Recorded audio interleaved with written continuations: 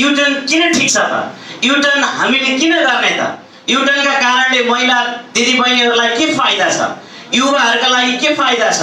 बेरोजगार आम मानिसका लागि यो के फाइदा छ? सिङ्गो राष्ट्रलाई के फाइदा छ युटर्नका कारणले? यी विषयमा अलिअलि आज म यहाँहरूका बिचमा छलफल गर्छु। मलाई विश्वास छ यहाँहरूले मलाई अन्तिमसम्म साथ दिनुहुनेछ। त्यसैले म एकचोटि जोरदार तालीको अपेक्षा गर्छु। यो ताली मैले बेला बेलामा भने त्यो मेरा लागि होइन, यहाँहरूलाई अलिअलि उत्साहित बनाउनका निम्ति, निद्रा भगाउनका निम्ति प्रयोग गरिएको भन्ने कुरा यहाँहरूले बुझिदिनु होला। ल साँच्चै हरेक कुरा हामीले गर्नका लागि मात्रै गर्छौँ क्या? ताली बजाउने हो भनेपछि त अलि मजाले बजाउँ न। धेरैले भेट्छ यस्तो ताली बजाउनुहोस् भन्दाखेरि यसो गरेको है, मजाले बजाउनु। धेरै धन्यवाद सर। अब डाइरेक्ट सेलिङ के हो? डाइरेक्ट सेलिङ त्यस्तो अचम्मको चिज र सिक्न पनि निकै गाह्रो हुने, 2-4 वर्षै लाग्ने भन्ने होइन। डाइरेक्ट सेलिङ यति सिम्पल चिज हो, तर यसलाई मानिसले बुझाउन नजानेका कारणले, मानिसले बताउन नजानेका कारणले निकै अप्ठ्यारो जस्तो पनि भएको छ। यो दृष्टिविहीनलाई दही जस्तो भएको छ के? केही साथीहरू हुनुहुन्छ डाइरेक्ट सेलिङ बुझ्नु भएको छ आफूले, तर राम्रोसँग बुझाउन सक्नु भएको छैन, जसले कारणले मानिसहरू अन्यलमा छ। एकपटक एकजना दृष्टिविहीनले दहीको बारेमा निकै चर्चा सुन्नुभएछ। दही, अनि नजिकै बसेको साथीलाई सोध्नुभयो यो दही कस्तो हुन्छ?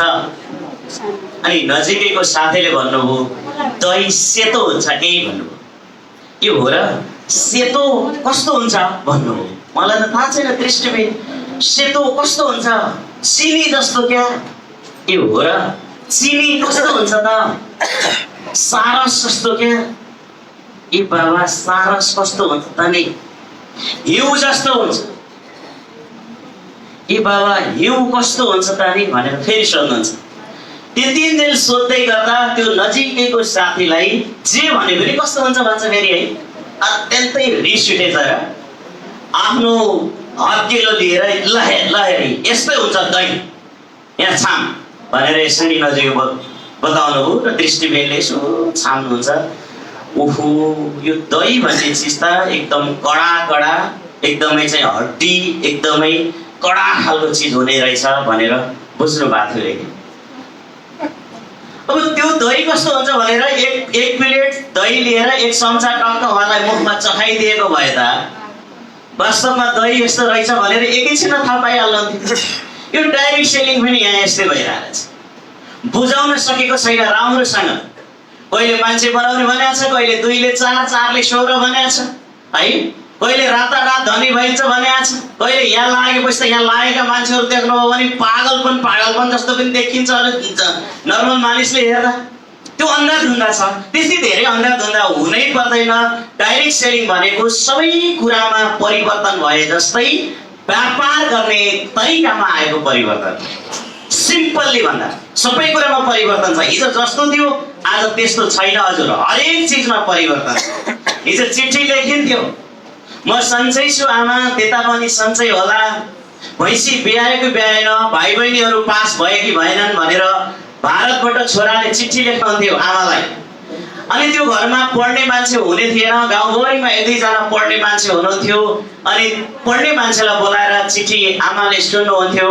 म सन्चै छु आमा भनेर लेखेको चिठी आमाको हात पुग्ने बेलासम्म छोरा बिरामी भइसक्थ्यो कि महिनौँ दिन लाग्थ्यो चिठी पुग्न। त्यस्तो जमाना थियो। बिस्तारै त्यसपछि टेलिफोनको जमाना आयो। सुरुमा टेलिफोन आउँदा कस्तो हुन्थ्यो यहाँलाई थाहा छ? त्यो फोन उठाउन पाए सुरुमा ढुकढुक डर लाग्दो अनुभूति भयो। पछि त्यही फोन उठाउन रहर लाग्ने भयो। बिस्तारै त्यो टेलिफोनबाट मोबाइल बन्यो, मोबाइल निस्क्यो। मोबाइल सुरुमा आउँदा यो मोबाइलको के काम छ र यो 2-4 जना केही पहुँच भएका मानिसहरू धनी मानिसले प्रयोग गर्ने हो भने मानिसले नेपालमा, तर अहिले मोबाइल सबको हातमा छ। त्यसमा इन्टरनेट जोडिदियो भने त आज सबै चिज तपाईँलाई केही चिज चाहिएको छ भने मोबाइलभित्र जाने जमाना आइसक्यो।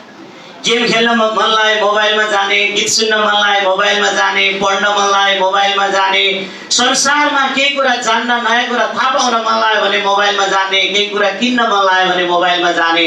अब त जमाना यस्तो आयो कि आलु चाहियो भने सब्जी मन्डी होइन, मोबाइलमा जाने दिन बिस्तारै आइसक्यो।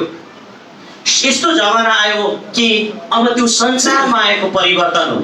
हिजो फरक थियो, आज फरक छ। मेरी आमाले कसौडीमा भात पकाएर पाके कि पाकेन भनेर पोलियोले यसरी घुमाएर छामेको अझै याद छ मलाई। हामी सानो सानो हुँदा जमाना त्यस्तो थियो। अहिले कसौडी बिस्तारै हराइसके। त्यति बेला आमाले पाके कि पाकेन भनेर यसरी हातले छाम्नु पर्थ्यो। अहिले भाँडा आफैले म त पाके मलाई उतार भनेर भन्छ। सिटी लाउने भने सायद त्यही होला। विभिन्न किसिमका तपाईँको चाहिँ त्यहाँ राइस कुकरमा भने अर्कै बोल्छ पाक्यो भने। अनि जमाना सबै कुरामा परिवर्तन आइसक्यो। हिजो यो थ्रेडिङ भन्ने थिएन, कपाल रातो पहेँलो हरियो बनाउने थिएन, यो ब्युटी पार्लर भन्ने नै थिएन। तपाईँले देख्नुभयो अहिले अनुहारलाई मात्र कति खर्च लाग्छ। कुनै बेला एउटा डल्ले साबुन आउँदा खुसी भएर 30 मा त्यही डल्ले साबुनले गीत गाउने जमाना थिए। अहिले अनुहारमा मात्र टाउको नआउने छुट्टै छ। स्याम्पू पछि कन्डिसनर, अनि त्यसपछि यता आउनुहोस् फाउन्डेसनबाट सुरु भएर के हुन् माथि यही पनि मिलाउने रे, तल परेला छैन भने परेला पनि हाल्न मिल्ने रे, के बनिसक्यो। जमाना सबै कुरामा परिवर्तन भइसक्यो। तपाईँलाई थाहा छ, देख्नु भएको छ, हिजो रेडियो बजेको सुन्दा यहाँ मानिस कताबाट छिरेर बोल्छन् भित्र भनेर पेचकसले खोल्ने जमाना पनि थिए। देखेको थियौँ हाम्रो गाउँमा ट्र्याक्टर आउँदा यो के आयो भनेर गाउँभरिका मान्छे लाइन लाएर बस्थे, हेर्थे। मान्छे बिरामी हुँदा डोको काटेर बिरामीलाई डोकामा बोकाएर 6 घन्टा 8 घन्टा 10 घन्टा लगाएर सदरमुकामसम्म पुर्याएर डेलिभरी गराउने, उपचार गराउने त्यस्ता जमाना थिए।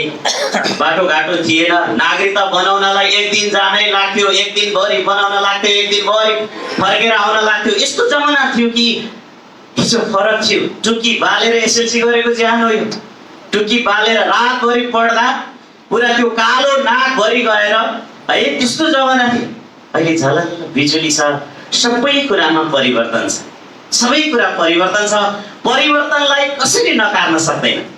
करेन्ट लायो अब बिजुली बाल्दिन भनेर कसैले भन्न सक्दैन। प्लेन दुर्घटना भयो अब म प्लेन चढ्दिन भनेर कसैले भन्न सक्दैन। गाडी त्रिशुलीमा खसेछ म अब काठमाडौँ जाँदा हिँडेरै जान्छु भनेर कसैले भनेर हुँदैन। हरेक परिवर्तन आएको छ। परिवर्तनमा कहिलेकाहीँ त्यस्ता नकारात्मक घटनाहरू पनि घट्छन्, तर त्यसलाई स्वीकार्न पर्छ। त्यो घटना किन घट्यो, अब घट्न दिन नहुनका निम्ति के गर्नुपर्छ भनेर त्यतातिर सोच्ने बेला हो यो।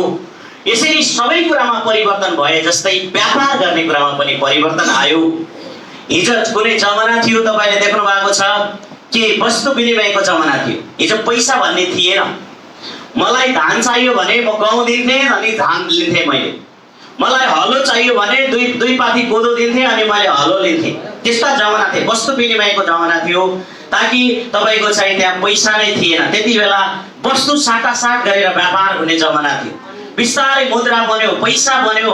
पैसा बनिसकेपछि एउटा कम्पनीले सामान उत्पादन गर्ने, 200-400 मान्छेहरू जागिरीको रूपमा भर्ती गर्ने र त्यसलाई सामान झोलामा बोकाउने र गाउँ बेच्न लगाउने र दिनभरि उनीहरूले कति बेच्न सक्छन् बेलुका हिसाब किताब ल्याएर आउने र साउजीलाई हिसाब किताब दिने, बेचेको आधारमा निश्चित पैसा तिनीहरूलाई दिने, त्यसको जमाना थियो।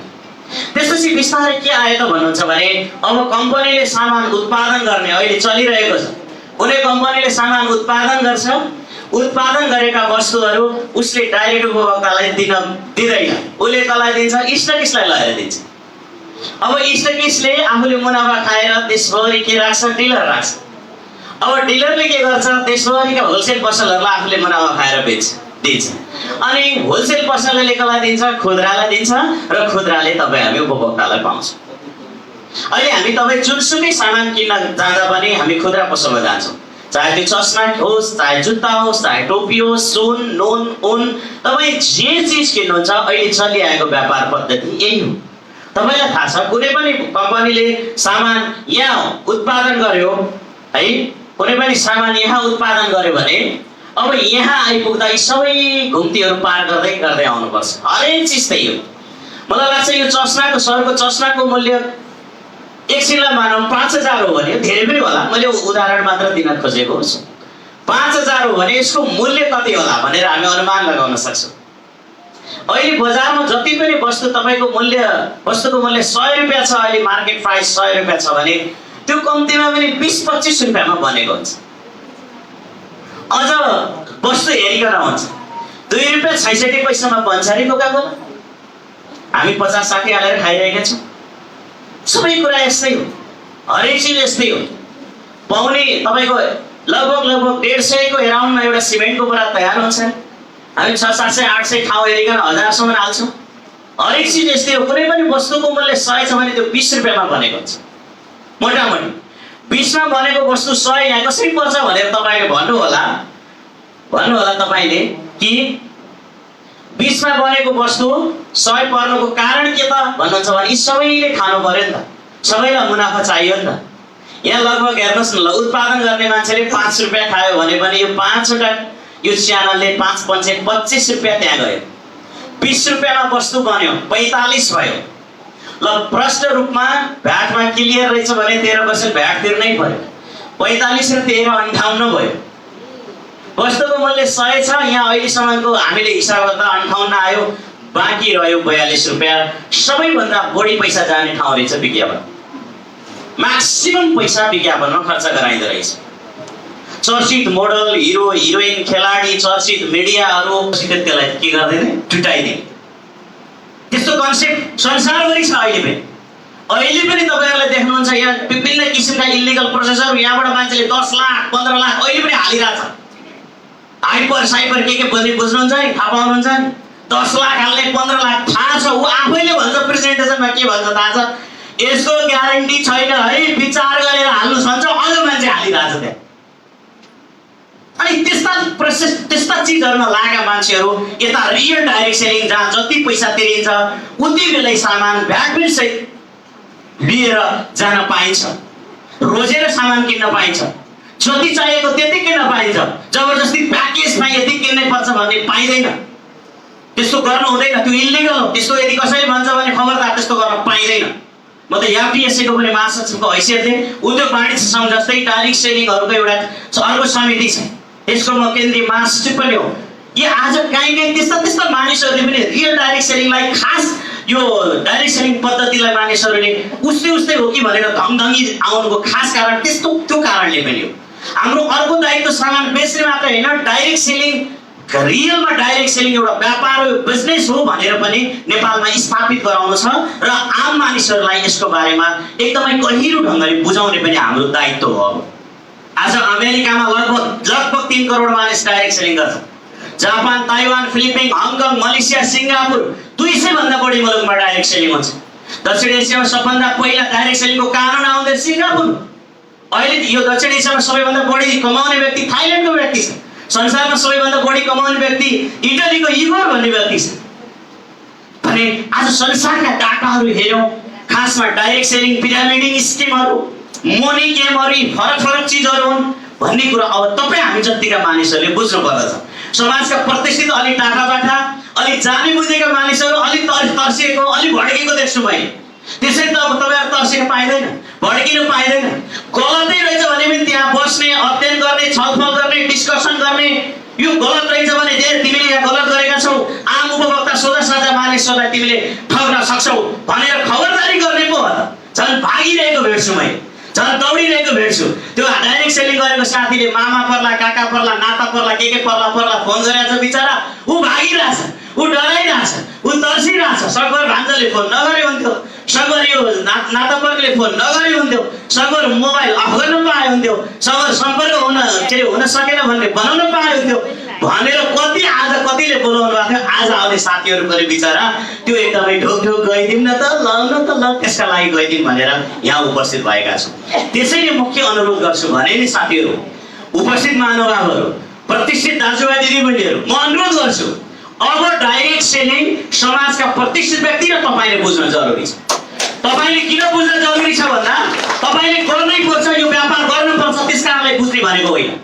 तपाईले यो व्यापार नगरे पनि बुझ्न जरुरी छ कि अब तपाईको आफन्त नजिकको मान्छे तपाईलाई भर परेर, तपाईलाई विश्वास परेर तपाईलाई सोध्न आउँदैछ, मामा म डाइरेक्ट सेलिङ गरौँ कि नगरौँ, अङ्कल म डाइरेक्ट सेलिङ गरौँ कि नगरौँ। किनकि तपाई त समाजको प्रतिष्ठित मान्छे हो, समाजले पत्याएको मान्छे हो, तपाई पढे लेखेको मान्छे हो, तपाई अनुभवी मान्छे हो। बिचरा दोधारमा परेको मान्छे तपाईका सोध्न आउँदैछ र त्यति बेला तपाईले के जवाफ दिनुहुन्छ? गर बाबु ठिक छ भन्ने कि नगर भन्ने? त्यसका लागि पनि डाइरेक्ट सेलिङ बुझ्न जरुरी छ। त्यसैले अब हामी डाइरेक्ट सेलिङबाट भागेर पन्छेर टाढा दौडेर अर्थ छैन, किनकि अब अर्को कुरा गर्छु। अबको दुनियाँ भनेको डाइरेक्ट सेलिङको दुनियाँ हो। व्यापारी मित्रहरू ख्याल गर्नुहोला, समय अनुसार जसले चिन्न सक्यो, समय अनुसारको व्यापारलाई जसले पकड्न सक्यो, जसले समय अनुसारको व्यापारलाई आफ्नो हातमा लिन सक्यो, संसार त्यसैको हातमा छ, त्यसैको कब्जामा छ। अहिले मैले हेरेँ लगभग 100 जना अरबपतिको हिस्ट्री पढेर भर्खर सकेँ। मैले हेरेँ ती मानिसहरू, तिनीहरूको ब्याकग्राउन्ड, तिनीहरूको पारिवारिक पृष्ठभूमि, तिनीहरूले गरेको सङ्घर्ष, त्यो सबै कुरा हेरेँ, अध्ययन गरेँ मैले। र मैले एउटै कुरा भेटाएँ त्यहाँबाट, ती जति पनि अहिले समाजमा, अहिले जति पनि संसारमा प्रतिष्ठित अरबपतिहरू छन्, उनीहरूले एउटै मात्र काम गरेका छन्। समय अनुसार उनले व्यापार प्रणालीलाई अंगीकार गरेका छन्। समय अनुसारको बिजनेस जसले गरेको छ त्यसै त्यही मान्छे मात्र अहिले संसारको बादशाह भएको छ। जमाना फरक छ। तपाईँलाई थाहा छ 1950 को दशक फरक थियो। त्यति बेला पेट्रोलियम पदार्थको जमाना थियो, सरी प्लास्टिकको जमाना थियो।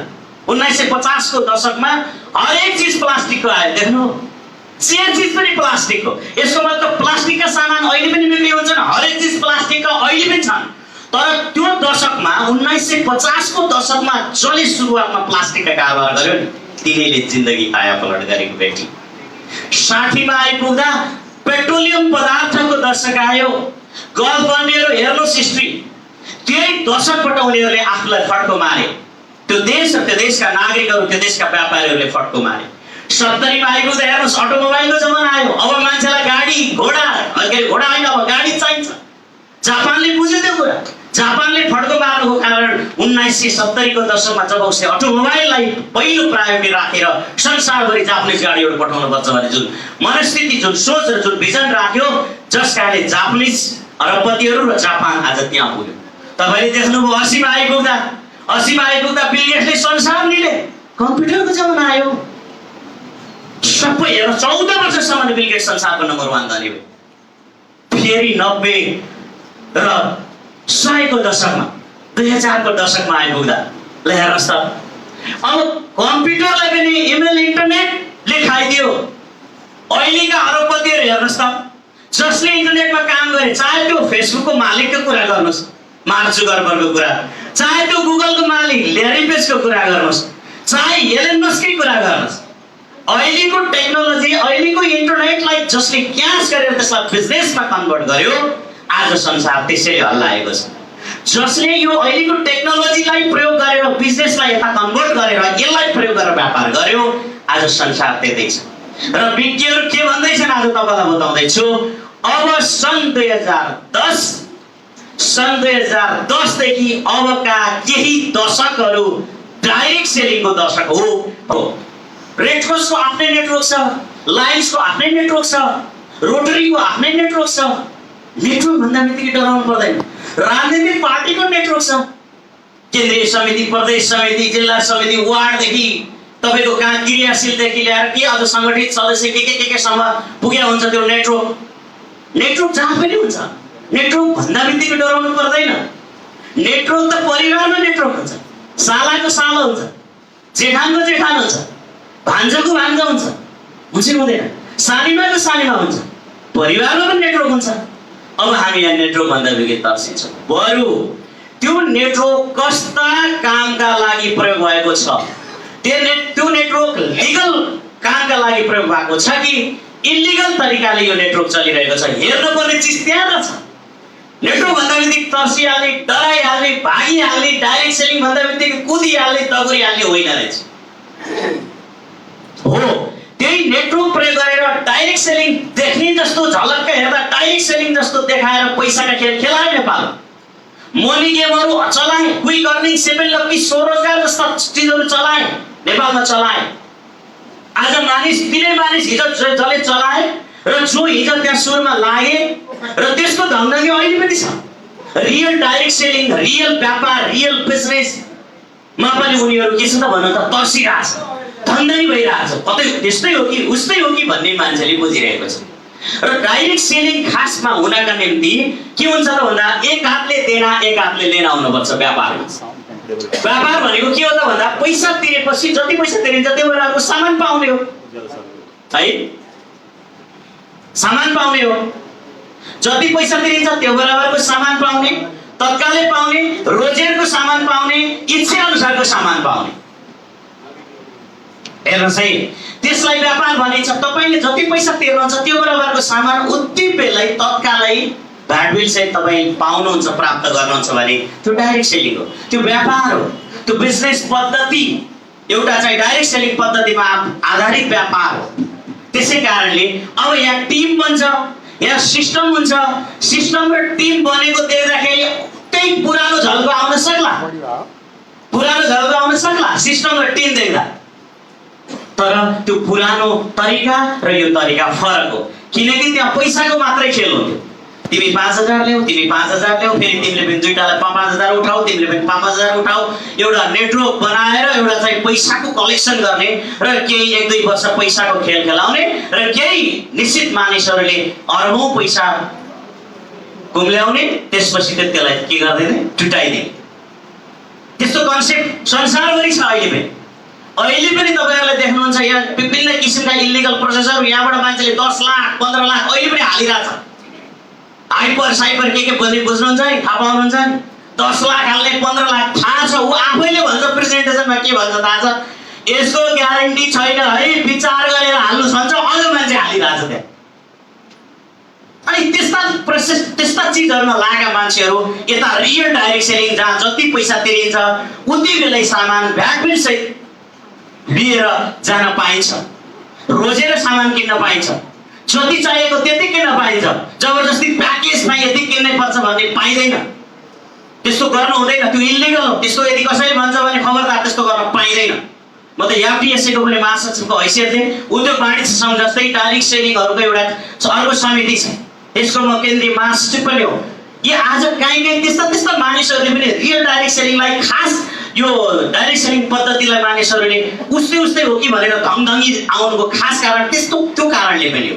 हाम्रो अर्को दायित्व सामान बेच्ने मात्र होइन, डाइरेक्ट सेलिङ रियलमा डाइरेक्ट सेलिङ एउटा व्यापार हो, बिजनेस हो भनेर पनि नेपालमा स्थापित गराउनु छ र आम मानिसहरूलाई यसको बारेमा एकदमै गहिरो ढङ्गले बुझाउने पनि हाम्रो दायित्व हो। आज अमेरिकामा लगभग 3 करोड मानिस डाइरेक्ट सेलिङ गर्छ। Japan, Taiwan, Philippine, Hong Kong, Malaysia, Singapore 200 भन्दा बढी मुलुकमा डाइरेक्ट सेलिङ हुन्छ। दक्षिण एसियामा सबभन्दा पहिला डाइरेक्ट सेलिङको कानुन आउँदै सिङ्गापुर। अहिले यो दक्षिण एसियामा सबैभन्दा बढी कमाउने व्यक्ति थाइल्यान्डको व्यक्ति छ। संसारमा सबैभन्दा बढी कमाउने व्यक्ति इटलीको इगोर भन्ने व्यक्ति छ। भने आज संसारका डाटाहरू हेर्यौं, खासमा डाइरेक्ट सेलिङ पिरामिडिङ स्किमहरू, मनी गेमहरू फरक चीजहरू हुन् भन्ने कुरा अब तपाईँ हामी जतिका मानिसहरूले बुझ्नु पर्दछ। समाजका प्रतिष्ठित अलि टाढाबाटा अलि जाने बुझेका मानिसहरू अलि तर्सिएको अलि भड्केको देख्छु मैले।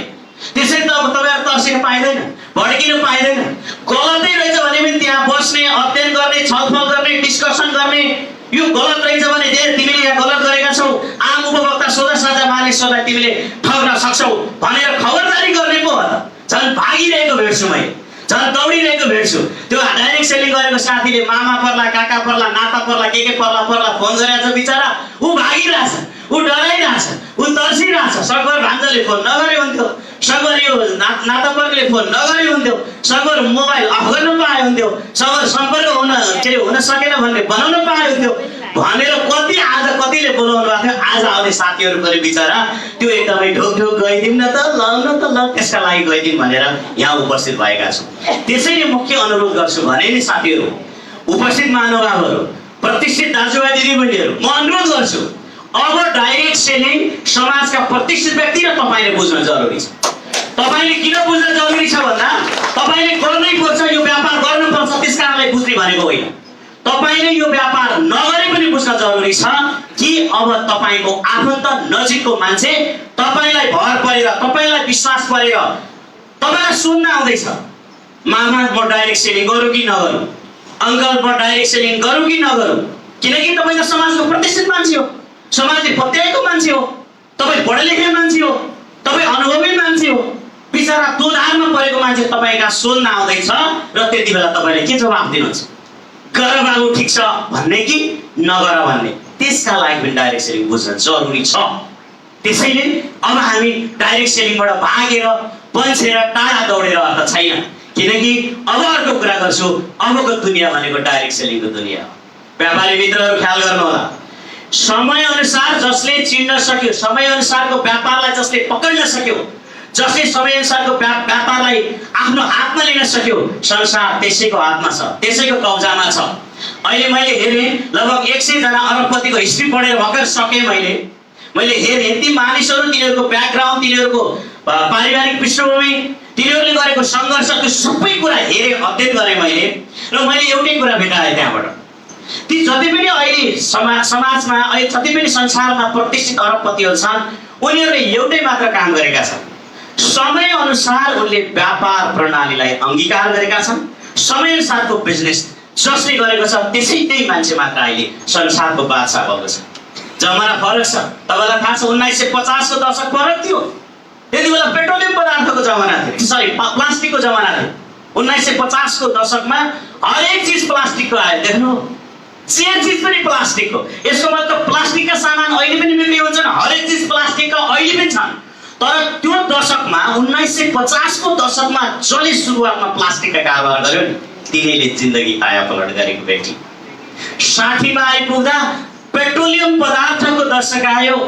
गल्फ कन्ट्रीहरू हेर्नुहोस् हिस्ट्री, त्यही दशकबाट उनीहरूले आफूलाई फड्को मारे। त्यो देश र त्यो देशका नागरिकहरू, त्यो देशका व्यापारीहरूले फड्को मारे। 70 मा आइपुग्दा हेर्नुहोस् अटोमोबाइलको जमाना आयो। अब मान्छेलाई गाडी घोडा, घोडा होइन, अब गाडी चाहिन्छ। जापानले बुझ्यो त्यो कुरा। जापानले फड्को मार्नुको कारण 1970 को दशकमा जब उसले अटोमोबाइललाई पहिलो प्रायोरिटी राखेर संसारभरि जापानिज गाडीहरू पठाउनु पर्छ भन्ने जुन मनस्थिति, जुन सोच र जुन भिजन राख्यो, जस कारणले जापानिज अरबपतिहरू र जापान आज त्यहाँ पुग्यो। तपाईँले देख्नुभयो 80 मा आइपुग्दा बिल गेट्सले संसार लिले। कम्प्युटरको जमाना आयो। सबै हेर 14 वर्षसम्म बिल गेट्स संसारको नम्बर 1 धनी भयो। फेरि 90 र 100 को दशकमा, 2000 को दशकमा आइपुग्दा ल हेर्नुहोस् त, अब कम्प्युटरलाई पनि इमेल इन्टरनेटले खाइदियो। अहिलेका अरबपतिहरू हेर्नुहोस् त, जसले इन्टरनेटमा काम गरे, चाहे त्यो फेसबुकको मालिकको कुरा गर्नुहोस्, मार्क जुकरबर्गको कुरा, चाहे त्यो गुगलको मालिक ल्यारी पेजको कुरा गर्नुहोस्,